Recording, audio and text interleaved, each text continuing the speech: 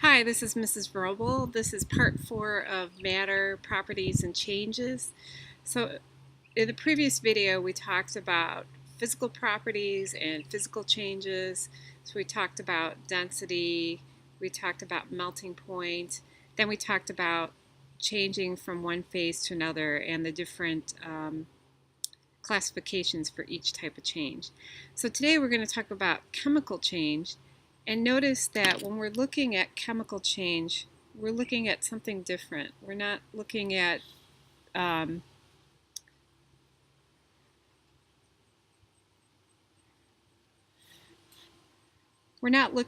the properties of the matter. We're looking at the loss of identity or change in composition. Now, you have to be careful when you're looking at chemical reactions because sometimes you may see what you think is evolution of gas.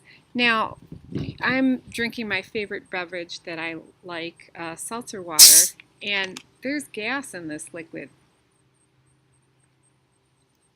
However, this is not a chemical change. So you have to be careful. The other thing too is when you're looking at evolution of a gas and you see formation of bubbles, it is not boiling. You have to be careful. So occasionally you will heat up a substance or a group of materials, and what you're actually seeing is boiling. Now, I'll give you an instance where you will see an evolution of gas. So here I have vinegar. Whew, kind of stinky, not my favorite smell. And I'm going to add good old Arm & Hammer. So what's going to happen when I add baking soda to vinegar? Okay, I should see evolution of a gas, and I do. So you'll see formation of bubbles, you'll see fizzing. You could see a distinct odor. Remember, when you're looking at odor, you want to waft. So you want to bring the air towards your nose. You don't want to stick it directly under your nostrils. Now, the other example of chemical change would be formation of a precipitate. So when you're looking at precipitate, you're essentially looking for formation of a solid. And it could be colorful, it could not be. You'd be surprised, a lot of compounds tend to be white. You're lucky if it has color. You'll have large amounts of energy released or absorbed, and a great example of this is something that you do in your kitchen, essentially formation of a flame. And then lastly, you'll see a color change. And if you look in your kitchen, there's great examples of color changes. Most people, when they buy bananas, they tend to be green, and then as they sit in the kitchen and they ripen, they become yellow. So that's an example of a color change. Okay, so here we go. Chemical properties of substances. So when you see a change in the identity or composition of the substance,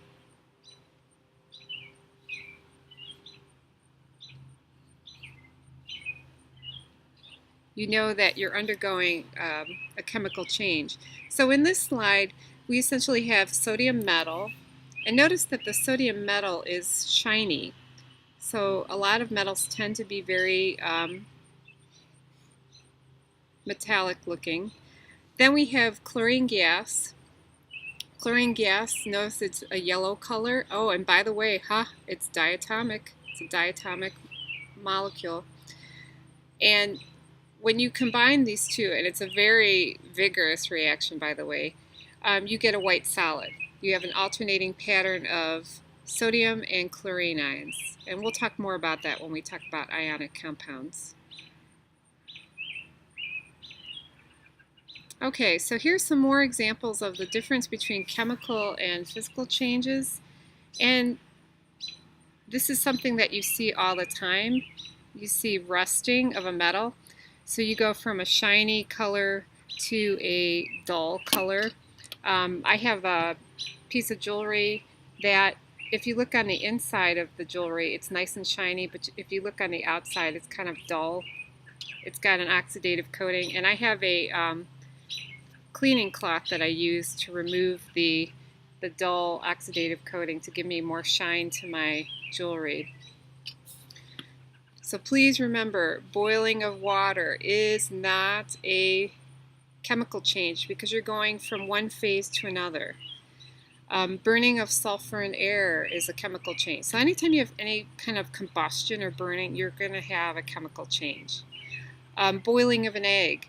So if you essentially take a raw egg, put it in boiling water, you're changing the structure of the protein of the egg, and that's essentially a chemical change. Anytime you drive somewhere, you're combusting gasoline, so that's a chemical change. Eating. So when you eat your lunch or breakfast, you're essentially digesting that food, and that food is being transferred into energy, so it has a release of heat and energy. That's why you tend to be warmer after you eat. That is a chemical change.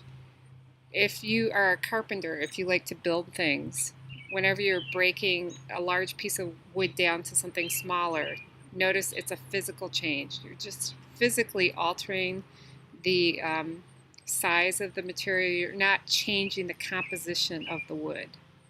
However, if you are having a bonfire outside, okay, anytime you're combusting something, you're undergoing a chemical change. And then lastly, glass blowing. So if you're looking at, I don't know, if you want to make something in the lab using glass, you're just undergoing a physical change. You're altering the shape of the material. You're not altering the composition of the material. Okay, let's just talk about the difference between physical and chemical properties of copper. So I have a couple pieces of copper here. Actually, I have more than a couple. But notice it's reddish brown, it's shiny, it can be shaped into sheets. This is malleable. It can be drawn into wires. This is ductile. It's a good conductor of heat. Oops, sorry, I went too far. It has a melting point, a boiling point. Notice that the melting point is very high. So remember we talked about solids, they have a high level of attraction to keep those molecules in place. That's why it has a very high melting point. Okay, and then for chemical, notice we have a color change. We're going to a green color when you have like statues or outdoor copper ornamental plates. You're going essentially from this shiny brown color to a green color. This is a lab that I hope we get to do, but I don't remember if we decided to do it or not. But you can get some really beautiful colors from copper, especially when you mix it with other chemicals.